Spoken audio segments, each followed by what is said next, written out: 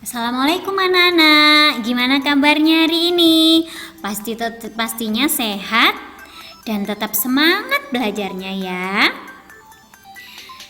Dalam kesempatan ini, Bu Ulil akan menjelaskan materi kelas 3, tema 1, subtema 3, pembelajaran yang kelima, yang Bu Ulil beri judul dengan Dahi Komandan. Singkatan dari Daur Hidup Katak, menghargai perbedaan dan perkalian. Di dalam ini ada banyak menu, yaitu tujuan, materi, kesimpulan, soal, dan pesan moral. Yang pertama kita awali dengan tujuan dulu, supaya anak-anak bisa memberikan saran sebagai pemahaman arti bersatu dalam keberagaman di sekolah, mengidentifikasi ide pokok dari informasi yang disajikan, menuliskan pokok-pokok informasi yang disajikan, menentukan hasil kali 2 bilangan cacah dengan hasil sampai 1000. Are you ready? Sudah siap ya? Harus siap. Oke, kita awali dengan materi yang pertama. Kemarin anak-anak sudah belajar tentang metamorfosis sempurna kupu-kupu, ya kan? Nah, selain kupu-kupu, hewan yang mengalami metamorfosis sempurna yang lain adalah katak. Siapa yang pernah pegang katak? Nah, tahukah kamu bagaimana daur hidup katak? Kalau tidak tahu, Bu Ulil coba jelaskan. Daur hidup katak itu adalah hewan yang bertelur. Jadi daur hidup katak diawali dengan telur dulu. Telurnya ini ada di dalam air, bentuknya kecil-kecil kayak jelly ya. Nah, setelah itu dia menetas akan menjadi kecebong atau berudu. Nah, kecebong ini cuma ada ekornya saja. Setelah itu dia akan tumbuh menjadi ada kakinya kecil yang di belakang. Nah, setelah itu dia akan kecebong ini akan tumbuh menjadi katak muda yang ditandai dengan tumbuhnya kaki yang di depan. Jadi kalau kakinya sudah 4 seperti ini disebut dengan katak muda. Setelah itu, ekornya akan menghilang dan jadilah katak dewasa. Katak ini bernafas menggunakan paru-paru. Nah, dan katak ini juga bisa hidup di air dan di darat loh.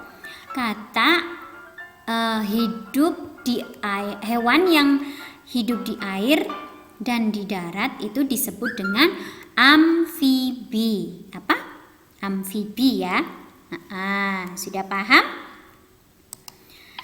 Nah, dari penjelasan Bu Ulil tadi, kira-kira manakah tahapan yang paling penting? Iya, tahapan yang paling penting adalah telur. Selain bentuknya yang kecil, telur juga tidak dapat melakukan perlawanan. Jadi sangat mudah untuk dihancurkan dan dimangsa lawan. Soalnya kan bentuknya kayak jelly. Jelly kan enak dimakan ya. Oke, katak adalah hewan yang ditakuti oleh beberapa anak. Terkadang ada temanmu yang menggoda teman lainnya menggunakan hewan tersebut. Perlunya untuk saling menyayangi dan menghargai sesama teman agar dapat berteman dengan baik dan disukai semua teman. Kan banyak temannya, ada yang suka, ada yang penakut, dan ada juga yang berani. Nah, itu adalah salah satu keberagaman yang ada di sekolah kita. Nah, kamu harus menghargai keberagaman yang ada di sekolahmu itu. Nah,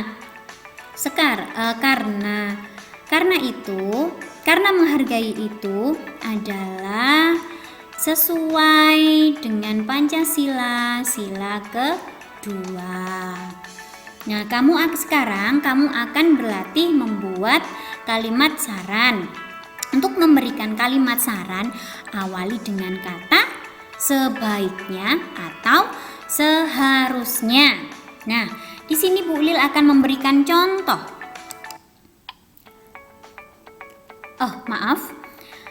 Untuk memberikan saran ada 3 cara. Saran yang baik biasanya diucapkan dengan bahasa yang santun. Yang kedua, beri solusi yang paling mudah untuk dilakukan. Solusi itu adalah jalan keluar yang mudah aja. Nah, yang ketiga, tidak boleh memaksakan saran yang diterima. Nah, sekarang Bu Lil akan memberikan contoh. Contohnya, hari ini kamu sudah belajar tentang pertumbuhan katak. Temanmu Andi menggoda Tina dengan mendekatkan katak ke arahnya. Nah, bagaimana saranmu agar Andi dapat saling menghargai akan perbedaan keberanian? Gimana? Iya. Sarannya, sebaiknya Andi tidak menggoda Tina karena Tina kan belum berani ya. Nah, saran untuk Tina apa ya kira-kira? Bagaimana saran untuk Tina? Iya, sebaiknya Tina belajar untuk lebih berani lagi. Nah, kalau kalian saling menghargai seperti ini, insya Allah akan tercipta kerukunan dan kedamaian di dalam sekolah kita, di lingkungan sekitar kita. Oke? Nah, selain katak, penyu juga berkembang biak dengan cara bertelur. Penyu termasuk hewan yang dilindungi. Salah satu cara melindunginya adalah dengan membuat penangkaran penyu. Sebuah penangkaran penyu memiliki 7 bak penyimpanan anak penyu. Setiap bak berisi 130 ekor anak penyu. Kira-kira berapa banyak anak penyu semuanya yang ada di penangkaran ya? Siapa yang bisa menjawab? Ayo, masih ingat caranya? Iya, kalau enggak ingat Bu Lil coba review pelajaran yang kemarin ya. Nah, cara yang pertama, 7 dikali 130. 7-nya kan tadi kan 7 bak, 130 itu jumlahnya setiap bak. Nah, sifat pertukaran perkaliannya 7 dikali 130 kan sama, dibalik aja. 130 dikali 7 kan sama. Nah, 130 itu sama dengan 100 itu tempatnya adalah ratusan. Jadi, letakkan pada nilai tempat dulu. Ratusan, puluhan, dan satuan. Nah, setelah itu kalikan masing-masing bilangan dengan angka 7. 7 dikali 100. Ratusannya kan 100. 7 dikali 100 berapa? 700. Nah, setelah itu kalikan dengan puluhan. 7 dikali 30 sama dengan 210.